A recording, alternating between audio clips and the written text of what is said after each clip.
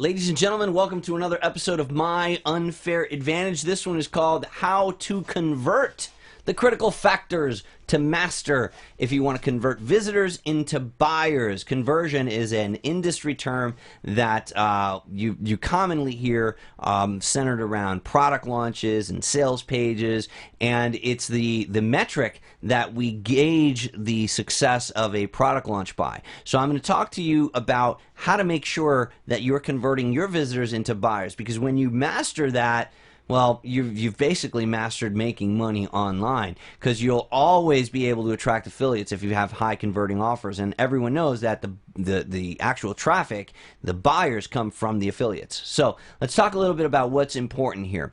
Turning a visitor into a buyer requires a carefully planned scenario that raises impulse from zero to the point of purchase over a short period of time. Now, this carefully planned scenario starts long before they hit the sales page. So I'm going to say that again. The online selling starts long before they hit the sales page.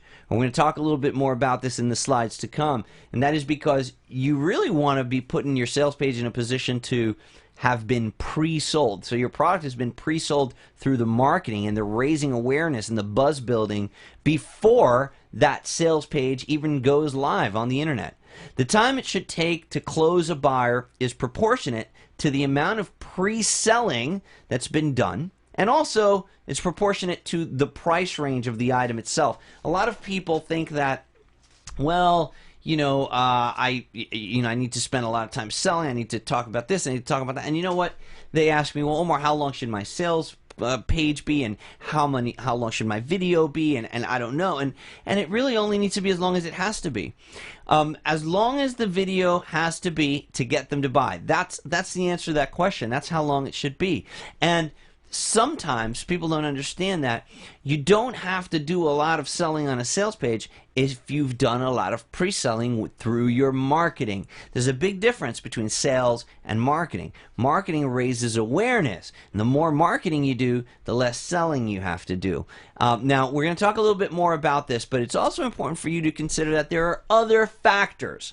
There are a lot of other factors, things like the price. If it's a very, very high price, it usually takes longer to sell. So the amount of time that it's going to take you to actually convert someone into a buyer is actually dependent on a lot of things. Obviously, it takes a lot longer to talk someone into trusting you with a $3,000 purchase than it does to talk someone into trusting you with $3, right? Because the perceived risk is a lot higher. So it's going to take a little bit more convincing. It's going to take a little bit more explaining, right? But it all starts with the marketing, and it all starts long before they land on your sales page. Now, let's talk about that before the sales page period.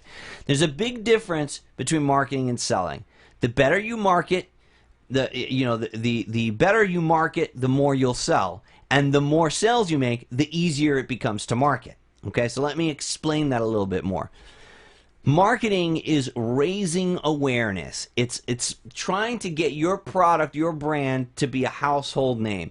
It's creating buzz and putting your product, your idea, your concept, it's creating that anticipation and putting it in front of their face day in, day out, educating them in advance, educating them before the product even comes out. Okay, now this is called raising awareness, and sometimes it also involves creating the need.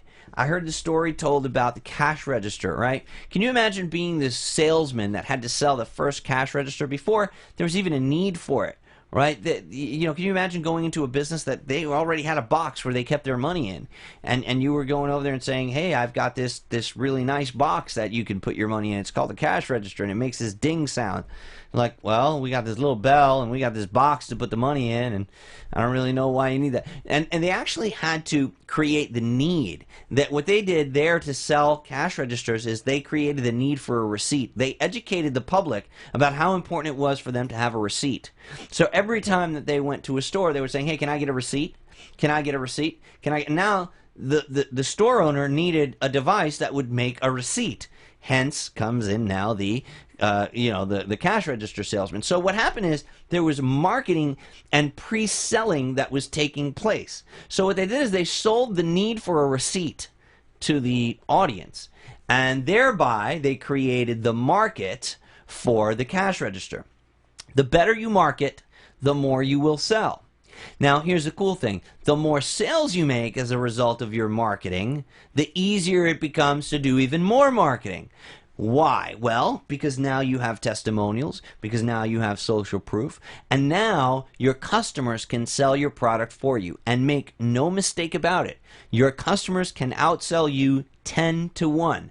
Why? Because a person is more likely to buy a product based on the recommendation of their next door neighbor who has that product already, who they've been seeing using that product, and who tells them they're happy with the product. They'd rather buy it based on that than based on anything a salesman's going to tell them in the store. So all of these things hinge on what you do before you have that sales page up. Conversion happens at the cross of an X. Couple things have to happen at that intersection. This is the intersection where opportunity meets readiness. Sometimes the opportunity's there and there's a there's a call to action and the features and benefits and the product there, but the prospect just isn't ready to buy. Guess what? No conversion happens there. And sometimes the prospect is ready to buy, but you know what? The right product isn't there. The opportunity just isn't there. No action takes place. Both of those things have to cross in order for action to take place. Okay? The customer has to be ready, and your opportunity has to be right in front of them the right way. Okay? If your opportunity is there, but the customer isn't ready, no sale is going to happen. If the customer's ready, but your opportunity, your sales page isn't ready or doesn't meet the requirement, then guess what? No sale is going to happen. Both of those things need to take place. And the way you get your customer ready is by marketing. And the way that you get your sales page ready is by selling. Okay, so those two things have to cross for that action to take place. Building trust, recognition, and authority is important to do before your visitor lands on the page. This is called raising awareness. I'm going to say those things again. Building trust, recognition, and authority. How do we do this? Well, we inject value into the marketplace. We assemble an audience, or we identify an audience or a market. We polarize that market, and we make ourselves known in that market to those potential customers. We make ourselves known, we build trust, we inject value, unconditional value. We permeate that market. We actually become one with that market. We live and breathe within that market. We become one of them. We learn about that market. We learn the demographic. We learn about their needs. We actually become one of them, and we create a trust with that marketplace. We are constantly in their face. We are at the places that they frequent. We are communicating with them. We know their problems, so we're suggesting solutions. We're providing value. We are establishing ourselves as an authority on a specific subject to that demographic that we have polarized. It's important to do this before you even create a page, because now they already know you, they already like you, they already trust you. They're already aware of who you are. You have silently pre-sold them. And now, when they land on your page, their impulse isn't at zero. They already have a propensity to buy from you because they know, like, and trust you. And this is a very big part of creating converting sales pages. When you are brand spanking new in an industry, in a marketplace, nobody's ever freaking heard of you, nobody knows you from Adam, and you're going to jump on the scene, and on day one you're going to assert that you are an expert at something, you're going to have a tough sell ahead of you. Why? Because you haven't marketed yourself, because you haven't built buzz, because you haven't built trust, because you haven't established yourself as an authority. So now you have to do all that shit on a sales page, and you got to do it quickly. And you don't have much time, because that person's going to bounce. They're going to leave. They're going to actually, statistics prove that within 6 seconds, the average person leaves your website before you've even had a chance to build that trust or the authority. A cold lead needs to be warmed up a bit so that it can reach the point of combustion. If you try to sell a cold lead hard, you end up coming off annoying. You're not going to make that sale. You've got to warm up that lead. We were just talking off camera here, off the presentation, about icebreakers and doing things that are going to elicit emotion in order to establish a connection with that prospect. Well, online, on your sales page, you need to do that using video, using audio, using graphics, using sales copy, using words. You actually have to warm them up, get them to like you, get them to trust you. You have to take that cold lead that has no idea who you are, and you have to bring their guard down, and you've got to get them interested in listening to you. So you do that over a period of time, and on a sales page, it's got to happen quick. So this is why you should do it before the sales page. If you're actually doing your launch smartly, you've created a product for the traffic. So you're not just arbitrarily creating a product and then hoping people find it. If you're doing things right, you identified the need first. You identified the traffic source first, and you created the product for the traffic source. Because as I always say, it's a lot easier to create a product for the traffic than it is to create traffic for a product. So since you already knew the traffic, you are already able to warm up to them and to actually get them to know, like, and trust you before they even landed on your page. And this is a heavy, heavy influencer on conversion. Buzz needs to be created amongst affiliates and customers before anyone ever hits a sales page. This is in capital letters for a reason. This is the first time I've mentioned affiliates in the marketing stage here. And that's such a big part of things that people leave on the table. They forget about it. They focus so much on creating the awesomest product that they can. They focus so much on penetrating those markets and becoming one with the marketplace and the demographics so that they can raise awareness, that they totally forget that at the end of the day, it's affiliates that are going to bring customers. An affiliate can be worth 100 customers or more. So in reality, when you're creating buzz about your product, when you are marketing, when you're doing the marketing of your product, long before the launch, that is going to be what attracts affiliates. That's what's going to get them knowing that you've got a product coming up. And that's what's going to make your launch a success. It's the marketing that you do in advance, right? When a new movie comes out, you don't just find out about it on the day that it was released. For a year, you've been seeing movie trailers. They've had the cups at McDonald's. They've had reviews. You've got all kinds of stuff. Right? That's all the marketing. That's all the raising awareness. You found out about this movie a long time ago. And, oh man, it's got to be good because this guy's in it, and you know that actor, and you know that other, right? So that authority has already been built. So if you know that it's got 5 big name actors that are in that movie, and you know those are really good actors, then you know it's going to be a good movie. Why? Why do you know that? Why are you more likely to go see that movie? Why are you already believing that that's going to be a good movie? Why? Because you've already been marketed to. You've already know that those are good actors because you've seen other movies by them, because you've read things by them, because you've connected with them, because you like them. So you've already made that connection with them. You've been pre-sold to them and their authority, and you know that they're experts. So when all of them are combined in a movie and you hear that they're going to be doing a movie and it's going to be coming out in a year or in 6 months or whenever, you already have a propensity to go see that movie. Then you see the trailer, and then you go to this, McDonald's, and they got the cups, and then you go and you see the sign and the billboard, and all these things together are raising your impulse, and they're pre-selling you. They're pre-selling you the ticket so that when the day comes that movie goes live, you're ready to buy. You don't have to be sold on launch day. You've been sold over the course of 6 months. This is called marketing.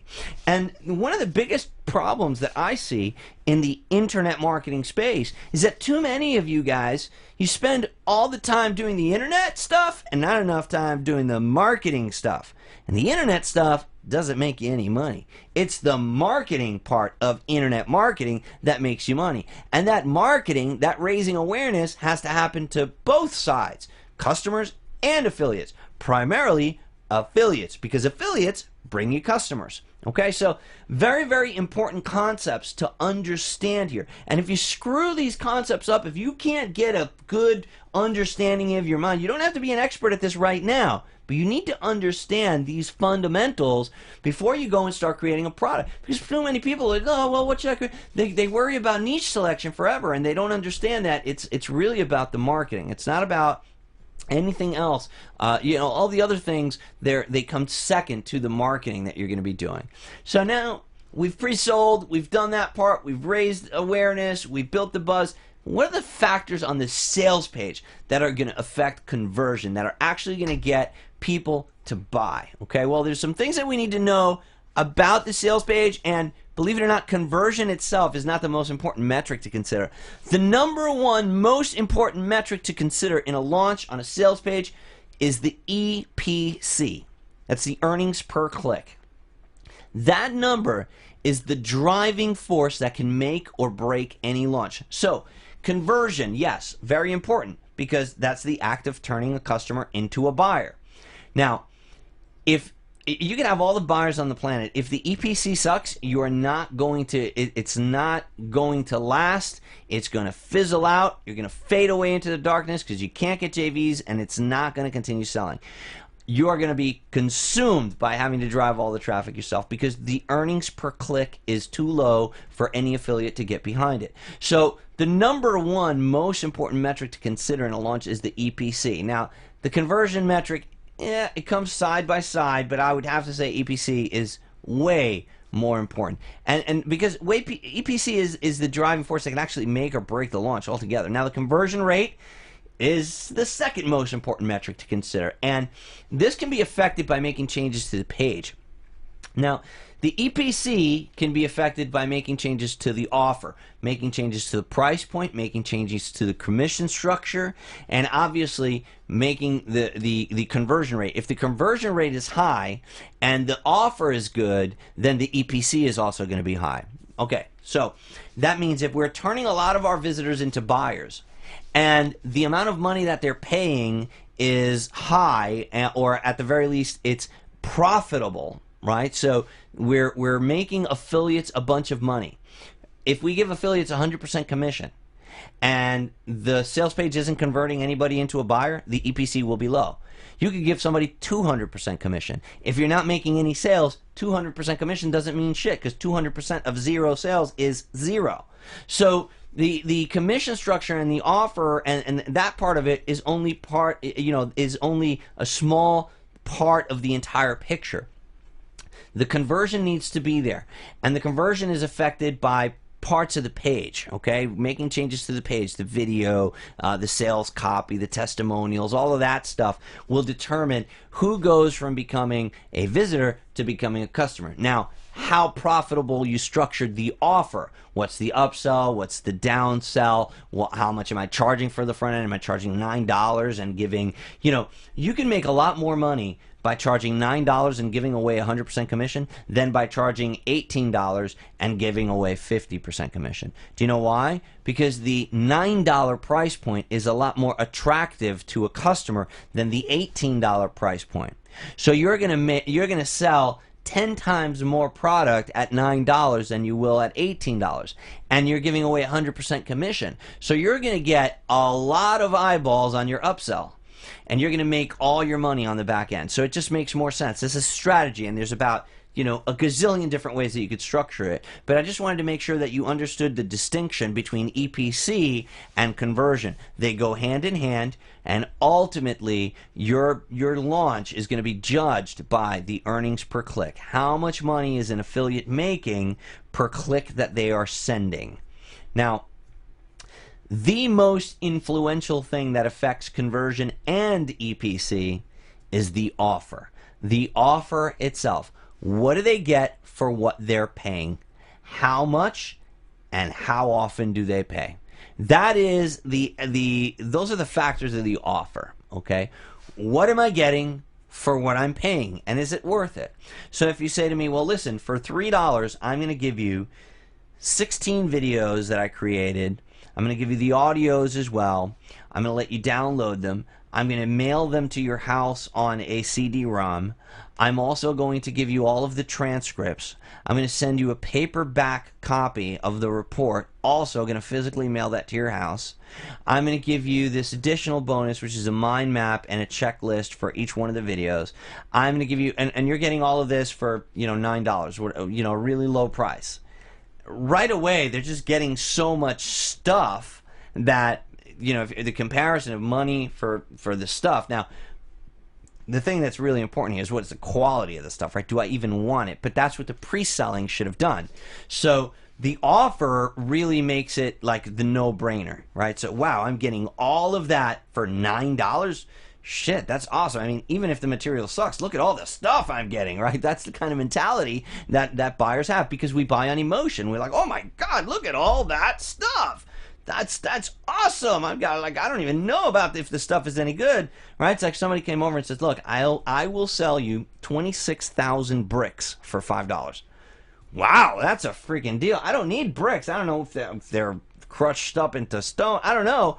But $5 for 26,000 bricks, that just sounds like an amazing deal. I'm going to buy it just because it's an amazing deal. I don't need any bricks. So again, sometimes the offer itself has to be such a no-brainer that it compels people to buy. Now, if you're pre-selling people and people are already aware of the quality of the stuff that you do, then it makes it even easier for the offer to get bought without a second thought, right? So the next part of the offer is we've already got the price for what they're getting, but how much is it that I have to pay and how often do I have to pay? So we've already established that the amount is, the amount of stuff is well worth the amount I'm paying. But how much is that amount that I'm being asked to pay? Is it $97 or is it $9 or is it $96, right? The difference between 96 and 97 and 99, people have tested this. The number 7 converts better. Again, a lot of this stuff just comes down to testing, and you'd never know unless you drove the same amount of traffic to a $97 page as you did to a $96 page for the same exact offer, and you actually measured it, and you'd find that 97 converts better. But that's experience talking. But how much also determines whether or not they can act, because depending on the audience, the amount of money might be a problem, right? So you can sell ringtones, for example, if that's even a thing anymore. You can sell ringtones for a package of 50 ringtones, or for $10. But if your market is children that don't have credit cards, that awesome deal on the ringtones it's going to make no difference, because you're selling that awesome deal to a market that doesn't even have credit cards, right, to these little kids or what have you. So maybe that's not the best example, but my point is, how much and how often is it affordable? Can the target market afford this particular price? Am I charging Lamborghini prices in a Toyota neighborhood? And that is the thing that we have to mention. Another thing is, how often do they have to pay? Did my pre-selling and my marketing live up to the demands of my offer? So have I established enough of an authority figure with myself? Have I presented myself as expert enough and valuable enough to tell people that they need to continue paying me this money every single month? Do they trust that I'm even going to help them? Well, if I've been pre-selling them through my marketing, then yes. And again, these are the things that make this selling easier. But ultimately, the most influential thing in conversion is going to be the offer. So if you have a page that isn't converting well, if you've got a page that isn't selling well, the first thing you should, and this always cracks me up, the first thing I see people rushing to is the headline, the color, let me remove the video, should I make it a long form sales letter or a video? Well, no, the first thing you should do is reevaluate your offer. Because if people aren't buying, more than likely it's not a no-brainer. Because that's kind of the definition of no-brainer. It means I don't even need a brain to buy this, right? So the headline, if a brain doesn't matter, the headline ain't going to matter, the video ain't going to matter, none of that shit's going to matter. So it's a no-brainer. So chances are, if you're not converting, your offer isn't a no-brainer enough. And I think the way that this might help you, it might not. The way that I determine whether or not, or I get an idea of whether or not my offer is right, is does it hurt me to give it away? Does it pain me? Do I like put this offer together and then, right, oh my God, $9? I'm giving this away for only $9 after the last 3 months of work that I've put into this, and I'm going to only ask people to give me $9. The fact that I'm thinking that means that it's going to fly at $9, which is awesome because that's what I want. Because I'm going to give 100% of that $9 to my affiliates. So they're going to be happy. Customers are going to be happy. That means I'm going to get a whole lot of customers through the funnel. And what happens when a whole lot of customers go through a funnel? They see all my upsells. And that's where I make big money. Okay, so let's talk about the things that you can actually affect with the sales page. So people run to, like I said, the headline, the color, and all that stuff. And here's things to keep in mind. The appearance of the sales page includes the layout, the graphics, the media elements. So the appearance is influential. And the appearance could be maybe the way that it's set up. Is it long form? Is it only copy? You know, is it only text? Is it written in the form of a letter? Or is it a video? It's just a video and maybe a bullet points beneath it, or just an order button beneath the video? Or is it a hybrid where they've got, you know, both of those things? And, you know, what are the graphics like? You know, does it have an exit pop with just an audio playing? You know, what kind of media is on there? So again, this is the appearance. The other thing that is the appearance and the sales pitch are the two big things. And the sales pitch is made of the sales copy, the words, the actual words that you chose. And this is very powerful because you can say the same thing two different ways. And you can that same exact phrase could have two different meanings. And sometimes just changing a couple of words in a sentence can really bring out emotion and can make people want to buy. So the sales copy, the feature list, the social proof, etc. These are the components of the sales pitch itself. So you've got appearance, and then you've got copy. You've got the sales pitch, and then you've got the appearance of the you know, and those are things that can affect conversion.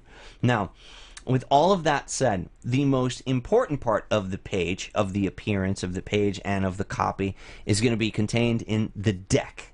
The deck of the sales page is critical to both the conversion and to the EPC. Everything hinges on how effective the deck is. The deck is the top 6 inches generally of your sales page. It's the part that's visible on your laptop screen before you scroll. So everything that's visible right when you land on the page, that's considered the deck. And the deck should contain the headline, the video, a subheadline, and some sort of proof, an order button maybe.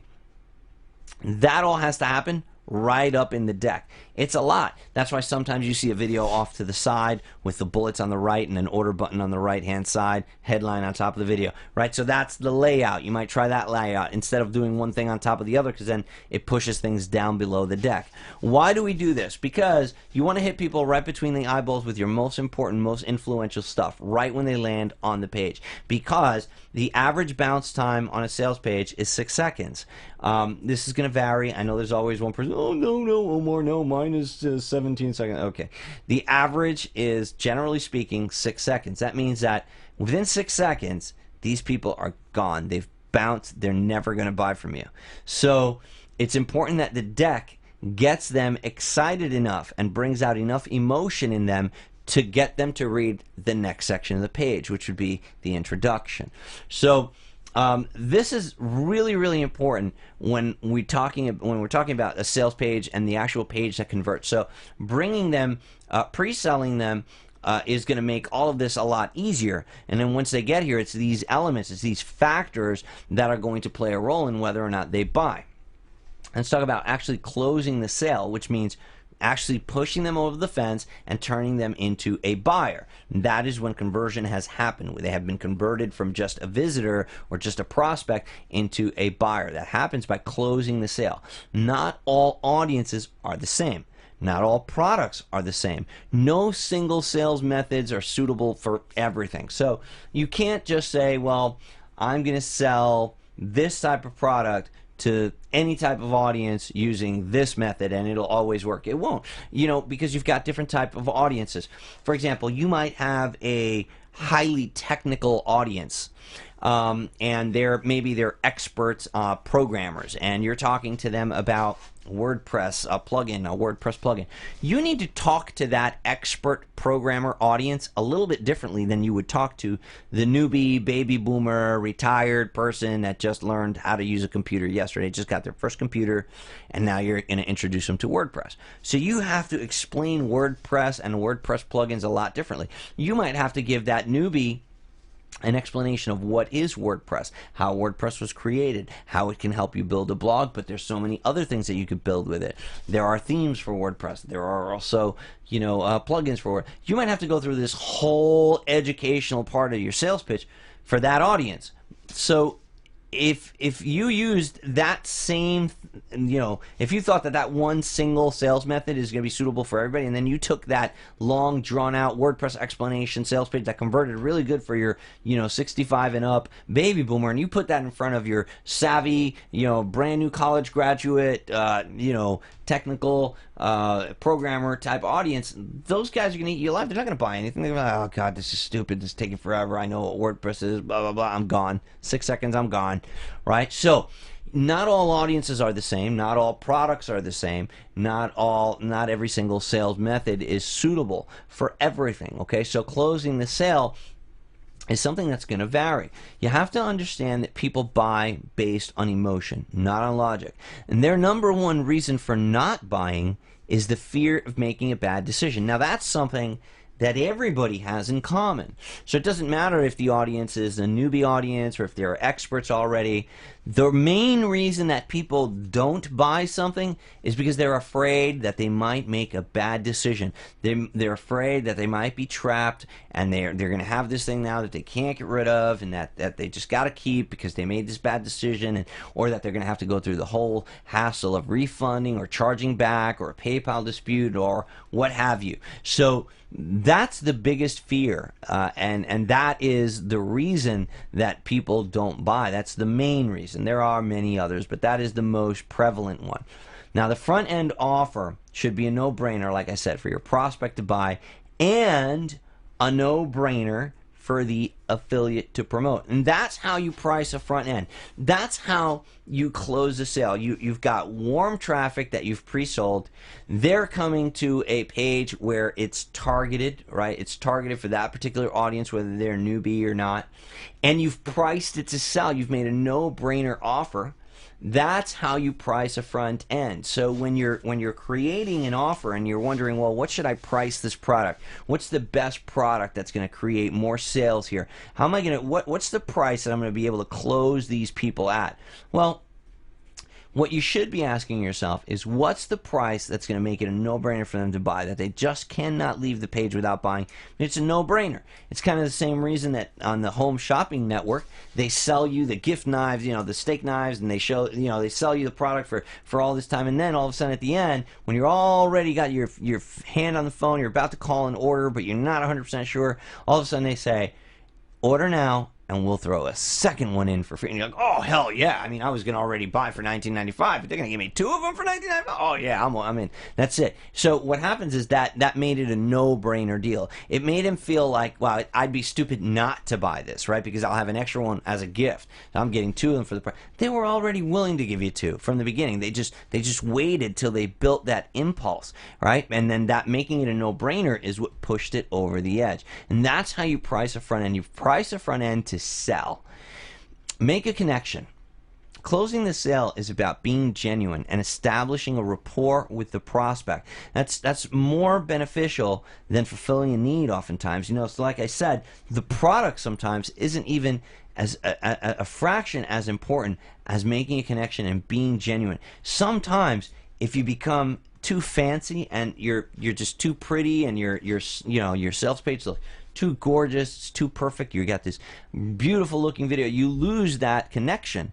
You detach yourself from that human, genuine, connection that you can make with an individual. Sometimes if you just turn on your iPhone and you turn the camera on and you hold that thing in front of you, even though it's shaky, even though it's wobbly, even though there's a little bit of audio because it's windy or whatever, even though there's some background noise, if you're just genuine and you smile and you talk about your product and you use the 5 steps to a sale in the video, real simple, give them an introduction, tell them who you are, a short story, do a presentation, close them out, tell them why they need to go buy, and then rehash them, tell them everything they're getting, and you're genuine, that's going to sell much more than a $2,000 professionally animated produced video because of that connection that you made. That you're going to be able to close that sale because of the connection that you made, much more than because you're fulfilling a need or because they here's another thing. A lot of people when we talk about pre-selling, we talk about back in the day, before there was TV, before there was advertising the way that there is now, a salesman really had to sell at a store, right? So you'd go to the general store with a problem.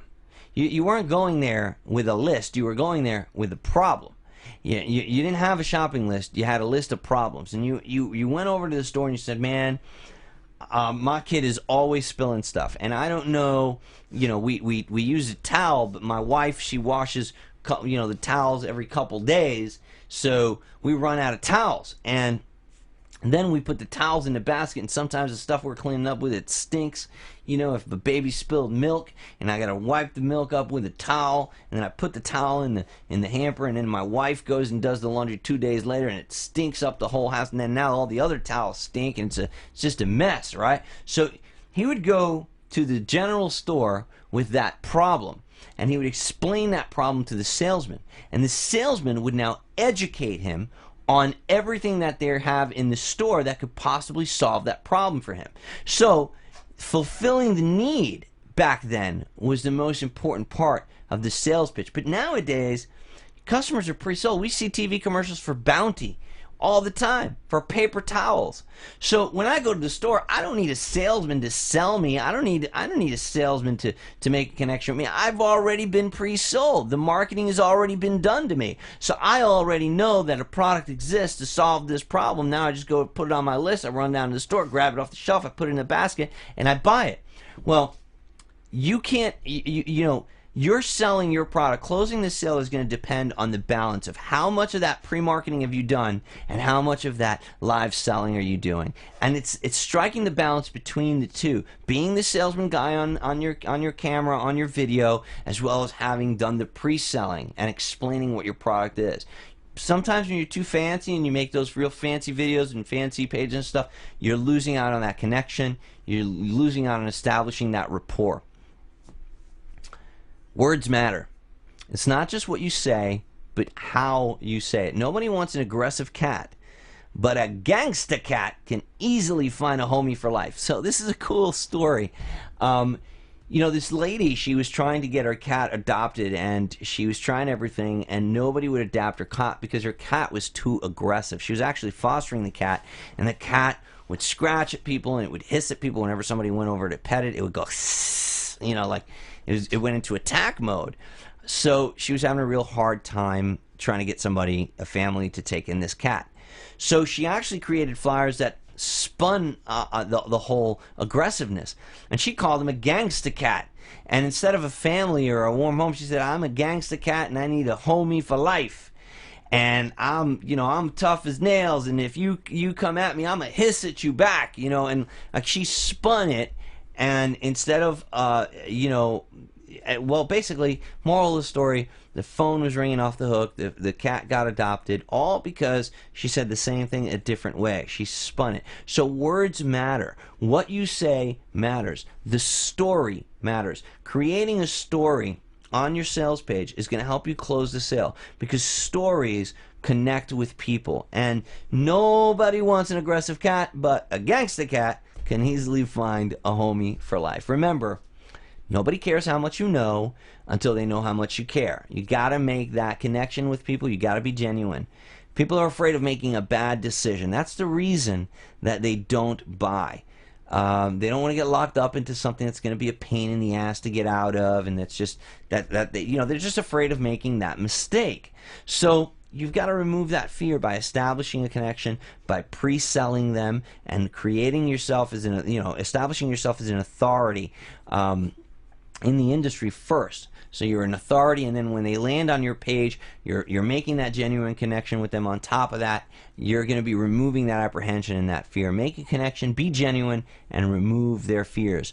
A little humor goes a long way. Remember that people buy products based on emotion. They justify the purchase later with logic, but they buy based on emotion. So I hope this helped you, and I look forward to seeing you on the next MUA webinar. Take care.